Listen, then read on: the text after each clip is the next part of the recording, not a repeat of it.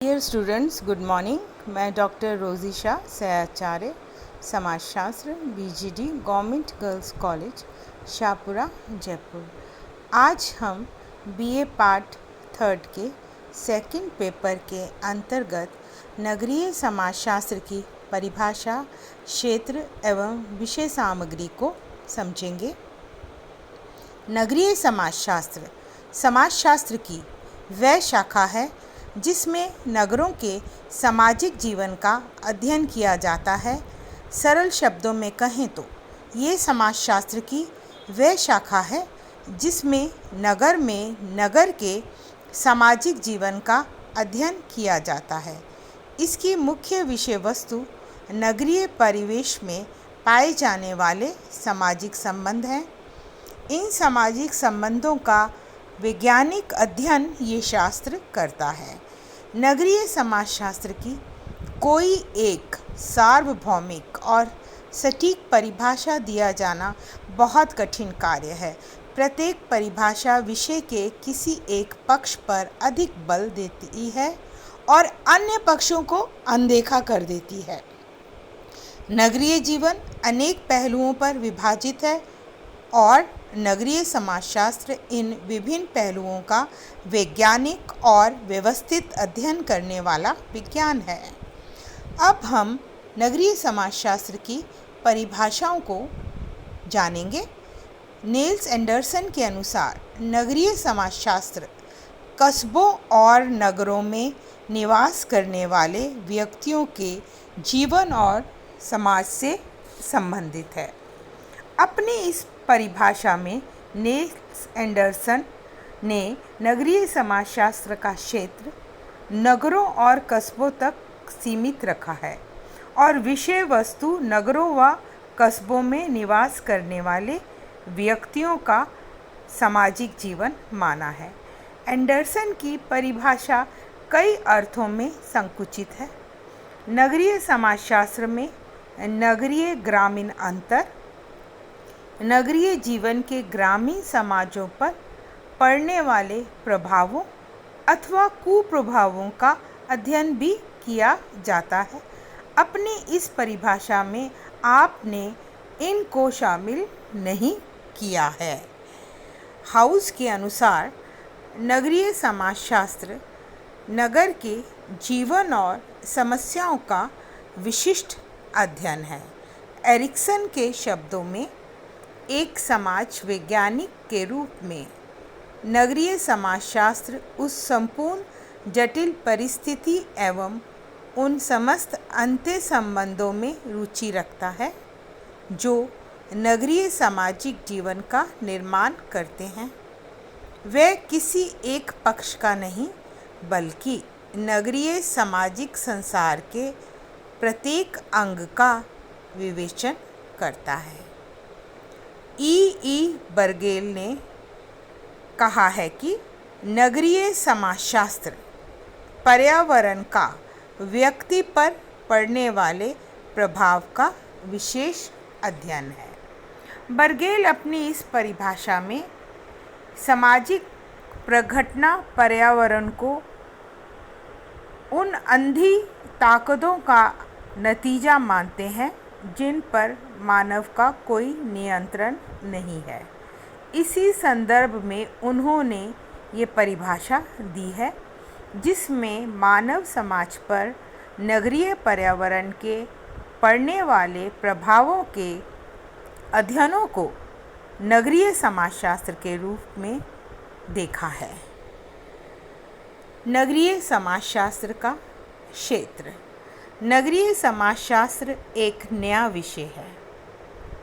इसके विषय क्षेत्र एवं विषय वस्तु को किसी कठोर सीमा में बांधा जाना संभव नहीं है। ये एक सार्वभौमिक सत्य है कि विश्व में सभी जगह समाज में सामुदायिक जीवन के दो स्वरूप देखने को मिलते हैं, प्रथम ग्रामीण और द्वितीय नगरीय। इनकी परिभाषा व विषय वस्तु को लेकर विद्वानों में विवाद है, परंतु कुछ बिंदुओं पर सब विद्वान एक मत हैं।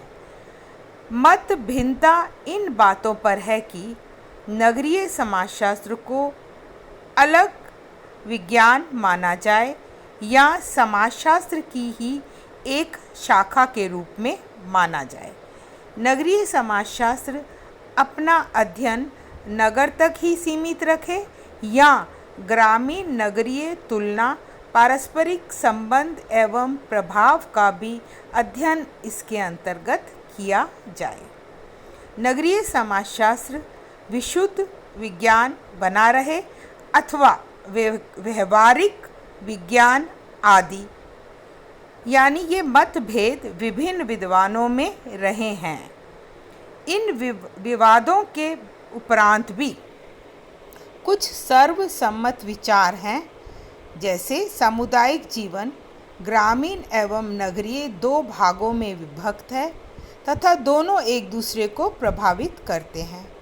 ग्रामीण लोग नगरीय क्षेत्र में आ रहे हैं, वे अपनी भूमि नगरीय समुदाय के लिए छोड़ रहे हैं और अपने जीवन के तौर तरीकों को भी बदल रहे हैं। इसी पृष्ठभूमि में हम नगरीय समाजशास्त्र के क्षेत्र का निर्धारण करने का प्रयास करेंगे।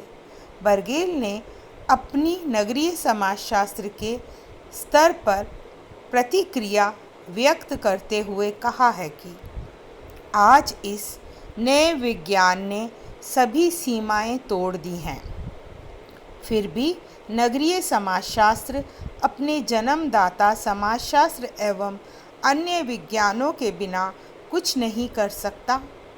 इसको इतिहास एवं अन्य सामाजिक विज्ञानों, अर्थशास्त्र, सामाजिक विज्ञान, मनोविज्ञान, लोक प्रशासन एवं सामाजिक कार्य के सिद्धांत से बहुत कुछ ग्रहण करना पड़ा है। इतिहास से इसने नगरों का जन्म एवं विकास समझा है। अर्थशास्त्र से वैधानिक एवं सार्वजनिक प्रयत्नों, वैज्ञानिक सिद्धांतों से उन कारणों एवं शक्तियों को समझा है जिनका नगरीय क्षेत्रों में मानव निवास स्थान के नगरीय क्षेत्रों के विस्तार को बढ़ाने में योगदान रहा है। सामाजिक मनोविज्ञान से उद्भव एवं विकास के उस वर्णन को लिया है जो नगरीय जीवन के द्वारा ग्रामीण जीवन के दृष्टिकोण को बताते हैं। यही नगरीय समाजशास्त्र की सैद्धांतिक मूल की अपेक्षाएं हैं। नगरीय समाजशास्त्र की व्यवहारिक उपयोगिताएं भी हैं। नगरीय समाजशास्त्र भिन्न भिन्न समस्याओं का अध्ययन भी करता है। पार्क एवं बर्गेस ने नगरीय समाजशास्त्र के क्षेत्र को 3 भागों और उपभागों में वर्गीकृत किया है। सबसे पहले हम परिस्थिति शास्त्र को देखेंगे। पार्क और बर्गेस का मत है कि नगरीय समाजशास्त्र का अध्ययन का क्षेत्र नगरों की भौगोलिक एवं प्राकृतिक परिस्थितियों का अध्ययन है। सभी कस्बों, नगरों एवं महानगरों की कुछ अपनी विशेष भौगोलिक परिस्थितियां होती हैं जिनका मानव जीवन पर प्रभाव पड़ता है। इन प्रभावों का विश्लेषण करना इस विज्ञान के अध्ययन का क्षेत्र है। इन विद्वानों ने परिस्थिति शास्त्र की 2 शाखाएं बताई हैं, एक मानव परिस्थिति शास्त्र और दूसरा सामाजिक परिस्थिति शास्त्र। मानव परिस्थिति शास्त्र के अंतर्गत नगरीय समाजशास्त्र नगरों के मानवों पर भौगोलिक एवं प्राकृतिक कारकों के प्रभावों का अध्ययन करते हैं तथा सामाजिक परिस्थिति शास्त्र के अंतर्गत समाज की संरचना और कार्यों पर नगरीय भौगोलिक एवं प्राकृतिक परिस्थितियों के प्रभावों का विश्लेषण करते हैं। जो दूसरा है पॉइंट है इसमें, वो है सामाजिक संगठन।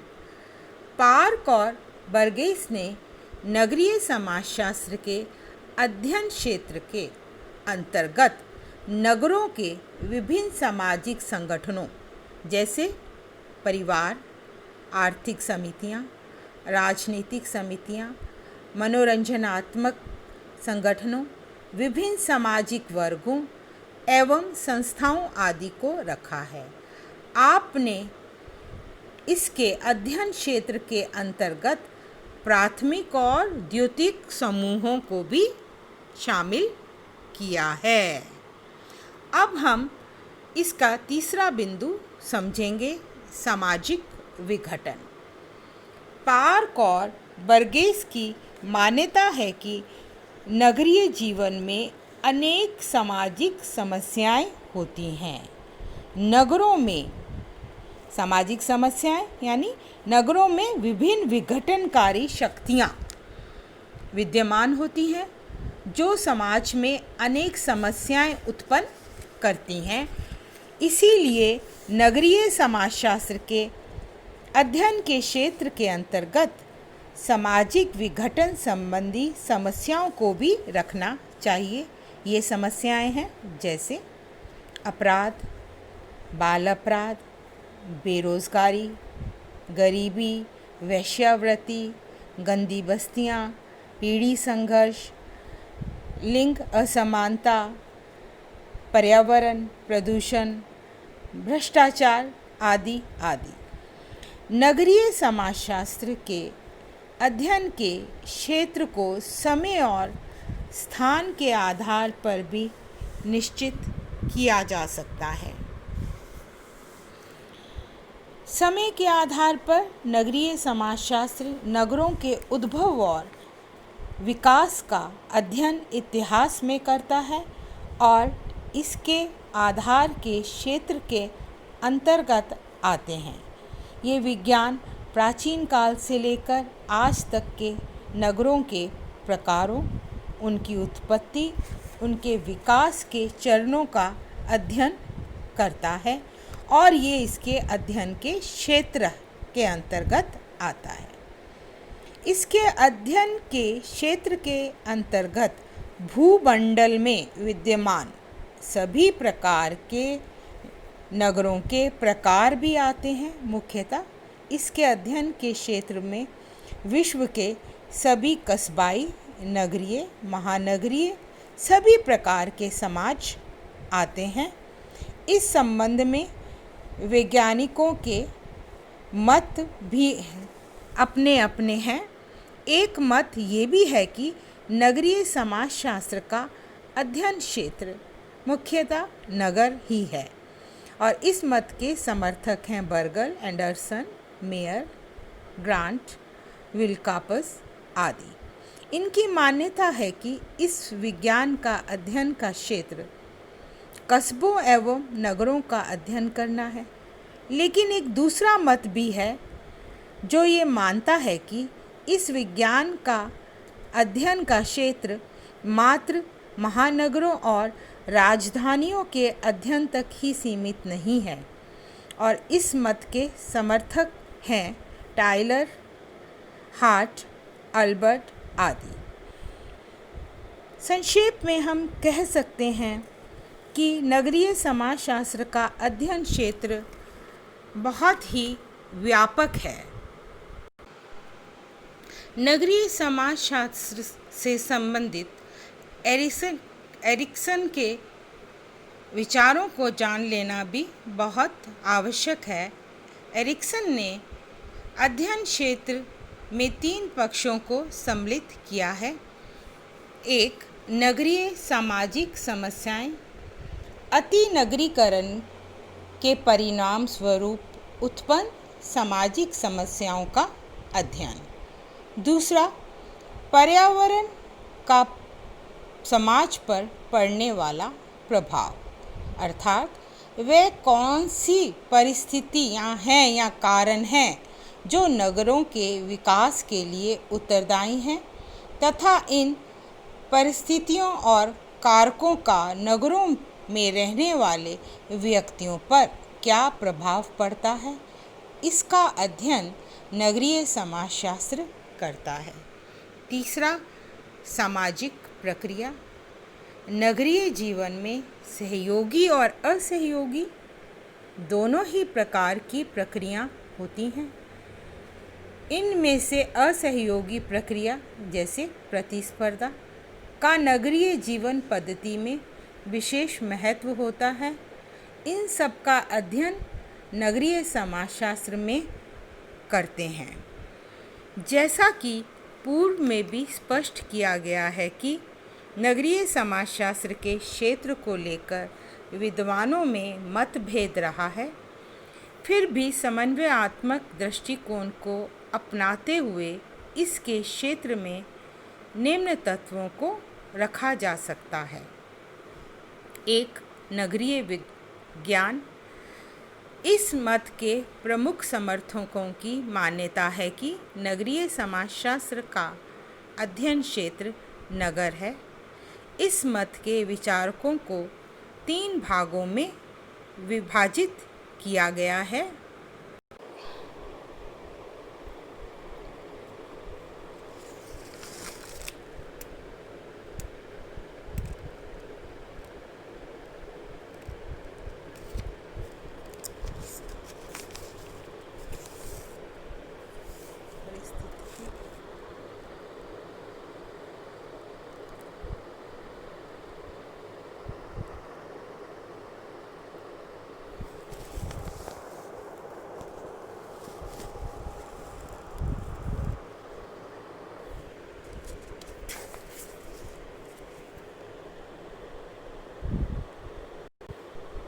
नगरीय पारिस्थितिकी। एंडरसन, पार्क एवं बर्गेस आदि इस मत के पक्षधर हैं, जो नगरीय समाजशास्त्र में नगरीय पारिस्थितिकी के अध्ययन पर जोर देते हैं। तीसरा, नगरवाद। इस दृष्टिकोण में नगरीकरण और नगरवाद नगरीय समाजशास्त्र आदि महत्वपूर्ण अध्ययन के क्षेत्र हैं और इसके मुख्य समर्थक हैं जिमरमैन आदि। नगरीय समाजशास्त्र की विषय सामग्री। विषय सामग्री से तात्पर्य उन निश्चित तथ्यों विषयों से लगाया जाता है जिनका अध्ययन विज्ञान की सीमाओं के अंतर्गत रहकर किया जाना चाहिए। विशेष क्षेत्र और विषय सामग्री में अनिश्चितता तथा मात्रा का अंतर है, ना कि गुण का अंतर होता है। विभिन्न परिभाषाओं और अध्ययन के क्षेत्र के आधार पर हम नगरीय समाजशास्त्र की विषय सामग्री निम्न बिंदुओं के अंतर्गत समझेंगे। नगरों का अध्ययन। सबसे पहले जो पॉइंट हम ले रहे हैं वह है नगरों का अध्ययन। नगरीय समाजशास्त्र के अध्ययन की सामग्री विभिन्न प्रकार के नगर हैं। ये शास्त्र नगर क्या है, इनकी सामाजिक सांस्कृतिक विशेषताएं क्या हैं आदि विभिन्न पक्षों का अध्ययन करता है तथा नगरों की उत्पत्ति और विकास का अध्ययन भी करता है। नगरीय समाजशास्त्र एक ही नगर के विभिन्न कालों में विकास और ह्रास का विश्लेषण करता है तथा विभिन्न नगरों का एक ही काल में तुलनात्मक अध्ययन भी करता है।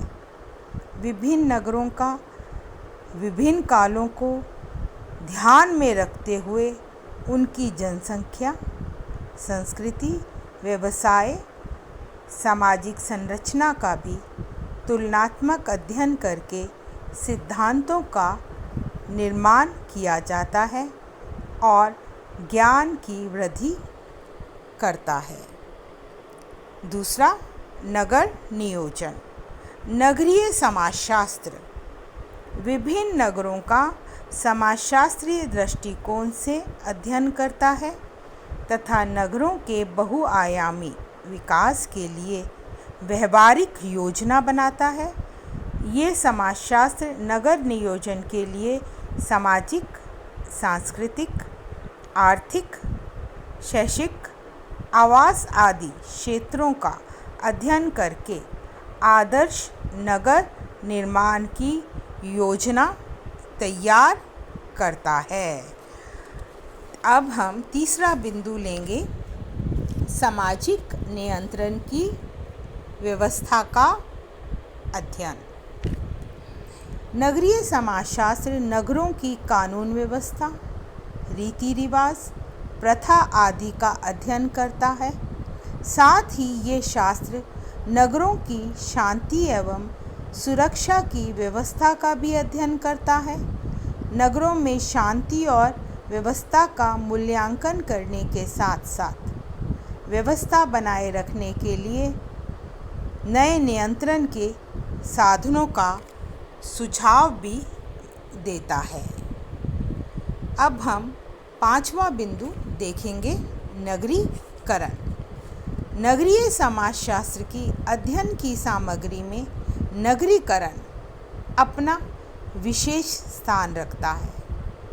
आधुनिक युग में यातायात एवं संचार के साधनों में क्रांति के परिणाम स्वरूप ग्रामवासी नगरों की ओर तीव्र गति से प्रवास कर रहे हैं। पिछले कुछ वर्षों में क्षेत्रीय गतिशीलता ग्रामों से नगरों की ओर बढ़ रही है, जिसके कारण नगरीकरण की प्रक्रिया में बहुत तेजी आई है। कस्बे नगर और महानगर का रूप धारण करते जा रहे हैं। इस गतिशीलता और नगरीकरण के कारणों एवं प्रभावों का अध्ययन करना इस विज्ञान का प्रमुख अध्ययन सामग्री है। नगरीय समाजशास्त्र नगरीकरण की प्रक्रिया के विभिन्न पक्षों का अध्ययन करता है और इसके साथ ही संभावित लाभ और हानियों का भी मूल्यांकन करता है। अब हम छठे बिंदु को देखेंगे, नगरों की समस्याओं का अध्ययन। पार्क एवं बर्गेस ने नगरीय समाजशास्त्र की विषय सामग्री में नगरों की समस्याओं के अध्ययन का उल्लेख किया है। इन विद्वानों के अनुसार अनेक सामाजिक समस्याएं नगरीय समाजों का विघटन करती हैं। इसी संदर्भ में उन्होंने कहा है, जैसे अपराध, वेश्यावृत्ति, बाल अपराध, विवाह विच्छेद, स्वास्थ्य की समस्याएं आदि को नगरीय समाजशास्त्र की विषय वस्तु मानना चाहिए। इसके साथ ही वे लिखते हैं कि नगरीय समाजशास्त्र की अध्ययन सामग्री नगरों के विघटनात्मक कारक हैं। इसके बाद हम सातवां बिंदु समझेंगे, नगरीय सामाजिक संरचना। पार्क और बर्गेस ने नगरीय समाजशास्त्र की विषय सामग्री नगरीय सामाजिक संगठन बताई है। इन विद्वानों के अनुसार नगरीय समाजशास्त्र नगर की सामाजिक संरचना, स्तरीकरण, आर्थिक एवं राजनीतिक संस्थाओं का अध्ययन करता है और इन अध्ययनों के द्वारा विज्ञान नगरों का पूर्ण ज्ञान प्रदान करता है। अब हम आठवां बिंदु समझेंगे, भौगोलिक कारक। नगरीय समाजशास्त्रियों के अनुसार भौगोलिक कारक समाज और संस्कृति में प्रमुख निर्णायक हैं। भौगोलिक कारकों का प्रभाव नगरों के विकास पर सीधा पड़ता है। नगरों की उत्पत्ति और विकास, जनसंख्या में वृद्धि, नगर निवासियों के सामाजिक संबंधों, नगरीय सामाजिक संरचना आदि पर पड़ने वाले प्रभावों का अध्ययन ये शाखा करती है। संक्षेप में हम कह सकते हैं कि नगरीय समाजशास्त्र की विषय सामग्री नगरों की उत्पत्ति और विकास, नगर नियोजन, नगरीय सामाजिक संरचना, नगरीय सामाजिक स्तरीकरण, नगरीय भौगोलिक परिस्थिति, नगरीय सामाजिक नियंत्रण आदि के साधन हैं। धन्यवाद।